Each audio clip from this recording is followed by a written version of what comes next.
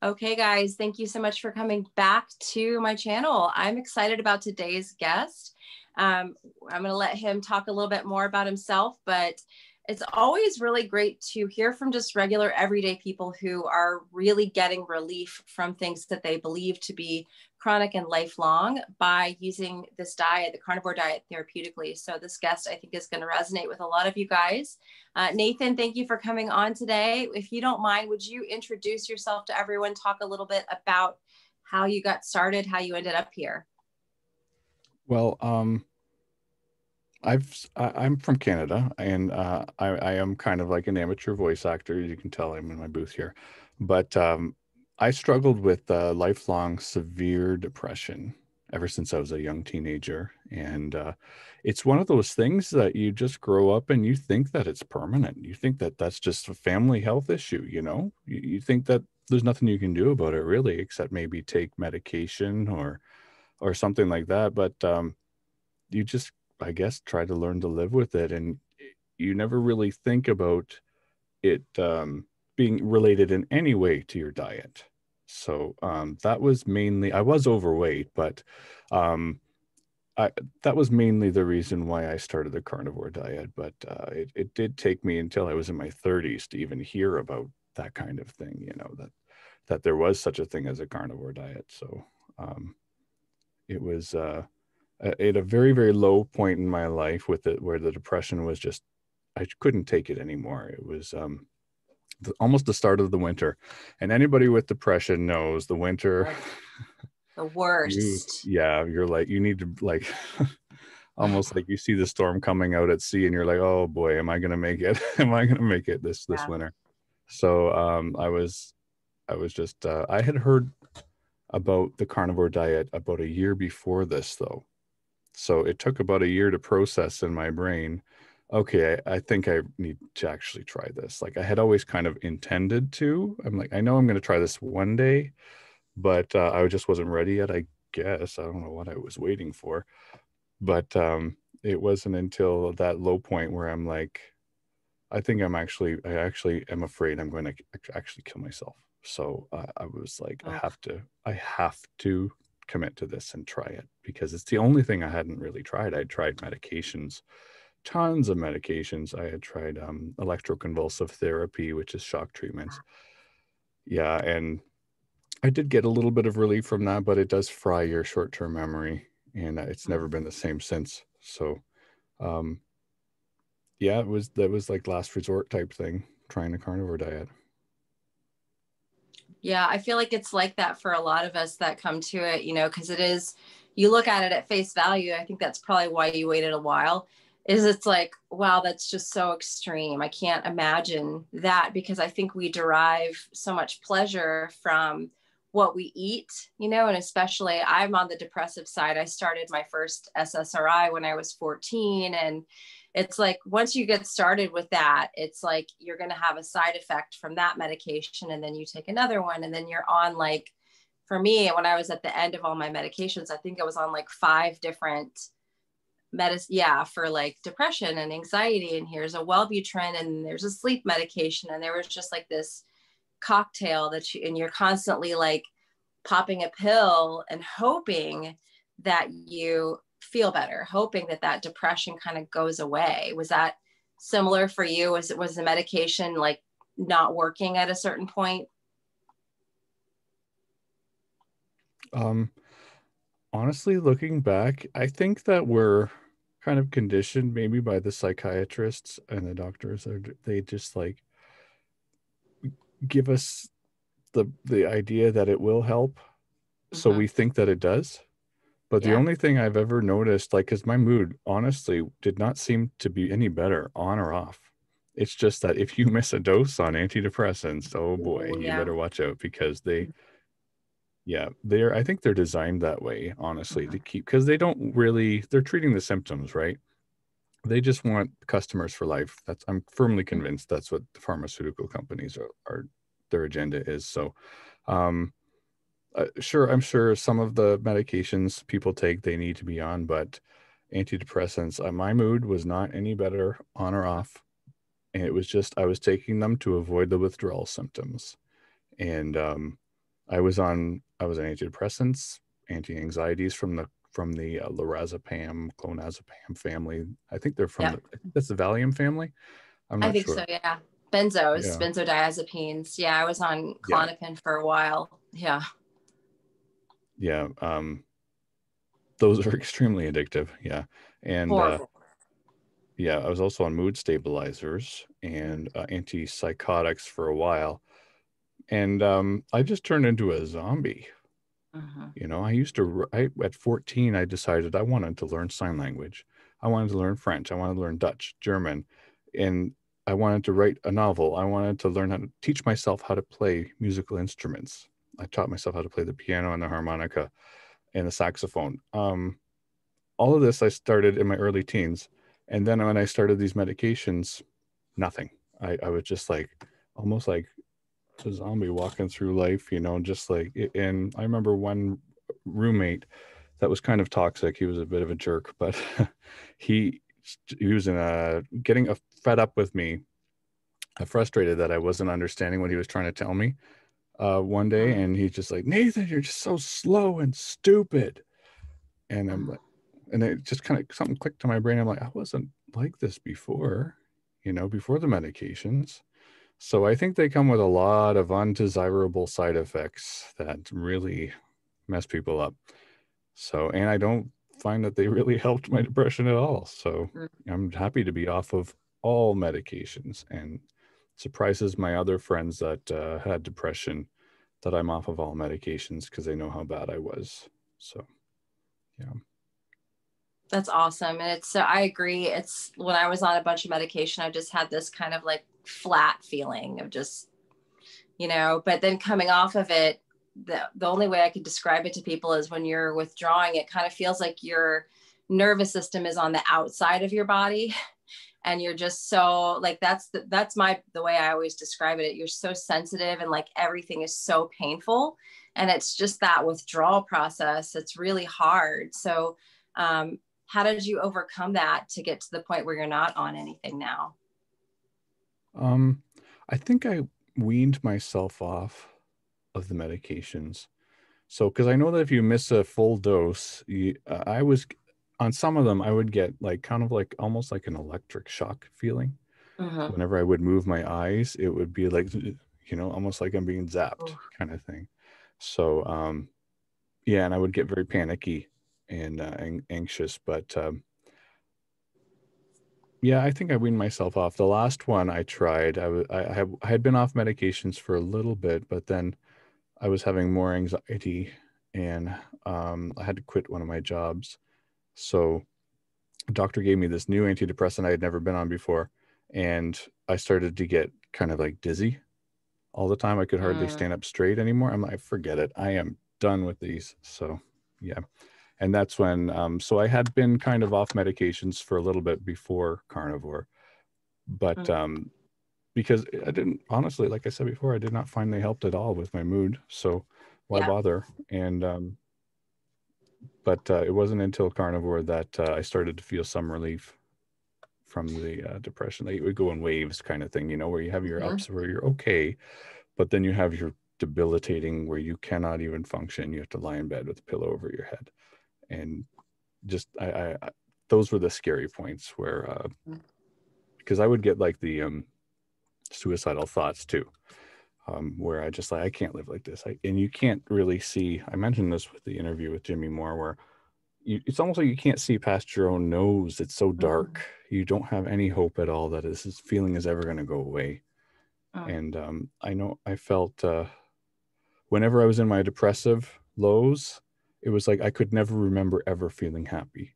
Mm-hmm. But when I'm in my highs, it's like I don't know I can't understand how I would ever feel that low. So it's almost like you don't understand either side when you're in the other side. I don't know if that makes sense to anyone. It makes perfect sense to me because I've experienced that before. And you just, when you're high, you just think I'll never go to the low again. And when you're in the low, you never think you're going to be able to come out of it. It's like you're just in this pit and you can't see the light. You can't see anything. And yeah, I feel like for me, I came off of all my medications probably about 6 months before I started carnivore, maybe a little bit less, maybe like 3 months before. But I don't know about you, I have never been able to stay off of medication for longer than 6 months, because I would try to come off and then I would feel okay for a little bit, but then that falling into that pit thing would always inevitably happen.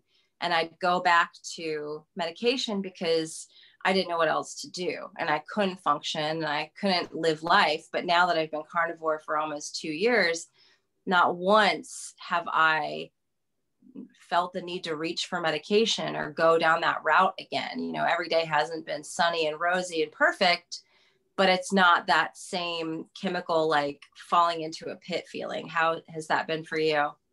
Yeah, that's how I feel too. There's situational depression Mm-hmm. that if something crappy happens in someone's life, of course they're going to feel bad about that, right?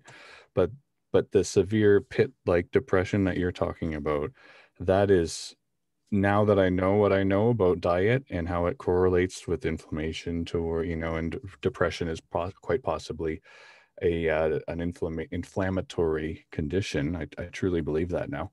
Um, it makes sense to me now. I understand Yeah. what causes that kind of depression. It's almost like your brain is inflamed. That's almost what it Mm-hmm. feels like. And Yeah. so you just, yeah.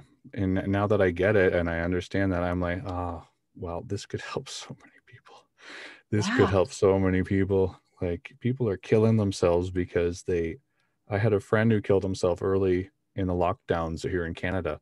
Oh, He had depression and mental illness too. And I had just started telling him about the carnivore diet and that I intended to try it, right? No, actually, I had been trying it at that point, but for a few months, yeah. And he was saying that he was trying to add more meat into his diet, but he had always tried to do the vegetarian, vegan mm, route. And oh man, I felt so bad because the health. I don't know what it's like there in the States, but here in Canada, it's you can't really depend on the mental health care system here in Canada mm, to really give you the support you need unless you're really persistent and beg. So he had unfortunately gone to the hospital emergency room begging for help because mm. he had these suicidal thoughts, and they just kind of like, well, it's not corona related, so go home. And Oh, yeah, it was really sad. So he was such a sweet guy too. oh, that's But so heartbreaking. yeah. So now people wonder why I'm sure I've lost a lot of followers on social media. I'm always promoting the carnivore diet. It's because of this. It Yeah. works. It saved my life. It saved a lot of people's lives. It could save more, right? So that's why Yeah. it's so important that we try to get the message out there that this works for depression and other mental illnesses. So Yeah, I agree. And I'm so grateful for you to be here, because I want to continue to spread that message to people, because that's, I talk about, I don't have the joint pain and I don't have IBS and I don't have all these eczema and the other issues. But the biggest thing at the very top of my list has been, like, I've been off medication for 2 years with not one moment of thinking I need to go back on them. And my mental health is at the top of the list. If you don't have that, like, all the other stuff doesn't matter. And yeah, I'm so committed to preaching that message. And I did vegan when I first became a yoga teacher from 2012 to 2014. I was very strict vegan. And by the end of that journey as a vegan, not only did I have a purse full of supplements to try to fill in the nutritional gaps, but I also had another purse of pills. That's when I was on the most psychiatric medication. It was like I needed the SSRI and the benzo and the like Wellbutrin and the sleep medication. And it's like, and I was on an antipsychotic that was used to treat like mania. And I was being diagnosed as bipolar, which I had never been diagnosed as in my life, but it was presenting that way. And my psychiatrist was just like, well, let's just put some more pills in there. Never once asked me what I was eating. It was just, and we're told, like your friend, that's so incredibly sad and tragic, but the messaging is plant-based, is the healthiest thing for your body. And I think a lot of us that are doing carnivore have found it to be quite the opposite. Have you ever tried anything like a more plant-based type of diet? I did keto for a while, about 2 years before I tried carnivore, and I did lose a bit of weight, but it didn't do anything for my depression. Not at all. And I was starting to notice I had severe itchiness sometimes, and I Oh, always suspected it was to do with something I was eating, but I could never pinpoint it. I thought maybe it was dairy. I thought maybe it was the blueberries. I ate a lot of blueberries. I thought maybe it was soy. I couldn't put my finger on it, but now that I know what I know that it was the oxalates and the histamine response I was getting. So I was getting like, I thought it was like for a while there, I was like, is this a neurological disorder? Do I have some kind of damage in my nerve endings or something? I couldn't figure it out. And now I understand, now it's a histamine response to all the spinach and kale I was eating. yeah. And because I had huge salads back then, like I love my salads, and that's what was causing it. So, but anyways. Yeah, it's funny because those are, again, we're told that those are like the superfoods. Have your kale, have your spinach. And for me, I had a horrible issue with oxalates, didn't even know that's what it was. And then going carnivore is like all that systemic inflammation, all the gut problems, everything was just like gone, you know? And it was like, what? Why am I being told to have a kale smoothie and put these seeds and nuts in there? And every time I would have one of those, superfood smoothies, I would feel horrible. And I'm like, well, I guess it's just something wrong with me, because all these doctors and people out there, in the common, what we see in the media are just saying, this is, eat your vegetables, eat your fruits. And it's like so frustrating. Mm-hmm. Yeah, my own sister has after she got her appendix out, she started noticing she can't eat certain things. And the more she's been, this is what I'm learning, is that it's very frustrating to try to explain to people that we're not crazy, that we're doing this diet for a reason. Yes. And Yes. yeah, she was describing all the food she can't eat. And I basically said to her, so what you're saying is, you basically are realizing you need to be on the same kind of way of eating I'm on, because she has terrible digestive issues now. And I know what causes that. I know why people get IBS and leaky gut and all that stuff, and have heartburn. It's because gluten has destroyed their digestive tract and all these vegetables. And they just, I don't know. I don't know what it is. They're just not ready, maybe, like I Yeah. wasn't ready, maybe. So Well, people are hopefully so they come addicted around. to their foods, they're addicted to sugar, they're addicted to fruits, they're addicted to their treats. And they think that, and I thought this way, that life was going to be unbearable without the desserts and without the cakes and all that stuff. And honestly, this year was the first year on my birthday that I didn't have a dessert, that I didn't have the need or want to quote unquote cheat, because I just know, do I want to deal with going through sugar withdrawals again, and the cravings and the pain, and like you wake up with this feeling of like doom. I was carnivore for my birthday the year before last and decided to have a dessert with my dinner. I was like, it's my birthday. It was my 40th birthday. I'm like, this is gonna have the dessert. I'm gonna have the cake. And I just remember the next morning feeling just like this black cloud over me of just depression. And I'm like, freaking dessert. Mm-hmm. This is what did it. And it's not worth it to feel bad over some temporary pleasure, Mm-hmm. Yep. And you do not look 40, by the way. I would have put you at Oh, thank you. 29. I'm 41 now, but thank No you. way. Wow. Yeah. I'm 38, and I've been told I don't look 38. So, No, I but wouldn't yeah, think that either. yeah. I always tell people it's because I never got married. So, Oh, but anyways, I'm Yeah, gonna I say it's all remember. the fat that I eat. It's true. Yeah. Um, but yeah, I remember people, they really do equate happiness with being able to eat whatever they want. And Yeah. it's sad because I remember eating whatever I wanted. And I was at a Portuguese dinner party one time. I have a lot of Portuguese friends, and they eat like it's their last night on earth. Mm. So they're going to have as much fun as possible on their last night on earth. So that's how they eat. And the the desserts are just, oh my goodness. But I remember sitting there after everyone's done eating, we're all sitting around chatting, and I'm like, I feel like I'm having a heart attack. Like my Oh chest felt God. tight, my heart was pounding. Kept checking my blood pressure. I'm like, I had to go outside and walk around for a bit. I'm like, I'm gonna die. You know, that's how I felt eating that much sugar and gluten, and Yeah. yeah, that to me, or having to lay down and sleep after you eat, like Yes. I don't understand how they can't connect. I feel like crap with what I just ate, you know? Right. And it's I don't know.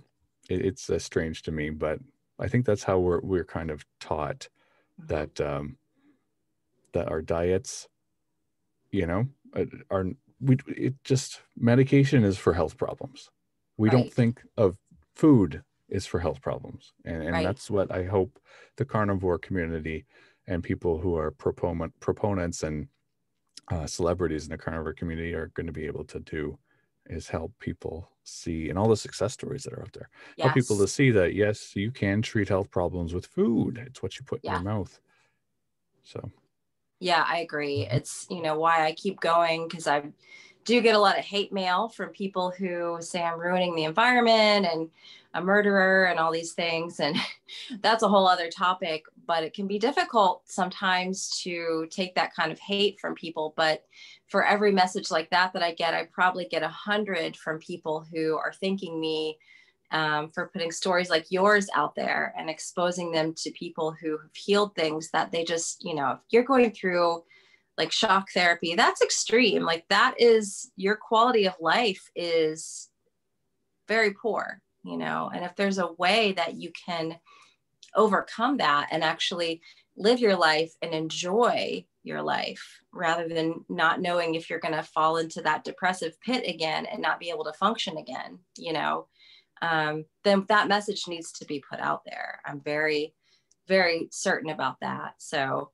it takes a lot of bravery to put yourself out there the way that you are and coming on and talking. And you mentioned before that we started recording, you're helping with MeetRx. So you're seeing, I think, probably more and more success stories all the time. And that's got to be very rewarding and validating. yes, it is. It's very encouraging to be a part of something that is so positive.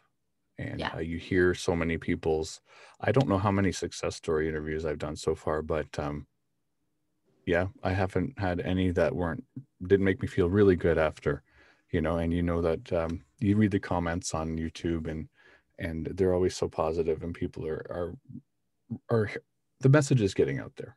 And Yeah. yeah, it's changing people's lives for the better. People that I just interviewed one a few weeks ago.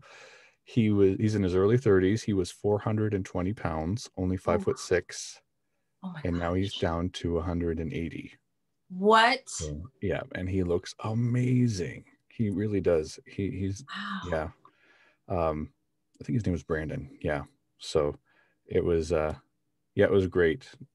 It was great, and just so many former vegetarians, people that just ate Mhm. whatever they wanted. The American sad diet, standard American diet. Um, One lady was even in a wheelchair because she had such bad arthritis Oh, that she could hardly walk for more than 10 minutes. She was vegan too, by the way.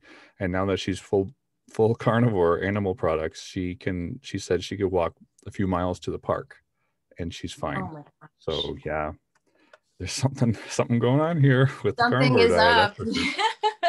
Yeah. That's amazing. Well, I wanted to ask you really quickly, how long did it take for you doing the carnivore diet before you started to notice a shift and like more mental stability? How long did that actually take for you? Um, I remember the interview with Michaela Peterson and Jordan Peterson. They mentioned that it wasn't immediate. And that's Right. one thing I've noticed in the comment sections. and questions, commonly asked questions. How long does it take for you to notice a difference? For me, honestly, to feel the full blown benefits was about 3 months, but it did kind of like, it wasn't like severely depressed 3 months later, boom, you're fine. You know, it was kind of like a gradual, it got better. So, but I think it depends on how bad your inflammation is, I think, because the first month I didn't feel any change at all.